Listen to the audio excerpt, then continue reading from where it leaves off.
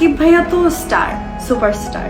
এখন ভাইয়া এই মুহূর্তে তাণ্ডবের আপডেট কি জানতে চাচ্ছেন অনেকেই। তাণ্ডবের নায়িকা কারা থাকছেন সেই বিষয়ে বিস্তারিত জানাচ্ছি আজকের ভিডিওতে।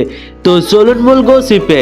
শাকিব খান অভিনীত ও পরিচালক রায়হান রাফি পরিচালিত তুফান অল টাইম ব্লকবাস্টার হওয়ার পর শাকিব খান ও রায়হান রাফি নির্মাণের ঘোষণা দিয়েছেন তাণ্ডব সিনেমা। চলতি মাসেই শুটিং ফ্লোরে যেতে পারে তাণ্ডব টিম। ইতিমধ্যে বিভিন্ন সোর্স থেকে জানা গেছে জয়া আহসান তাণ্ডব মুভিতে থাকবে, তবে নায়িকা নাকি অন্য কোনো গুরুত্বপূর্ণ চরিত্রে তা এখনো ক্লিয়ার না। তাণ্ডব মুভিতে নাটক থেকে একজন নায়িকা রাখার গুঞ্জন শোনা গেছিল, তার মধ্যে অন্যতম নাম ছিল নাজনীন নাহার নিহা।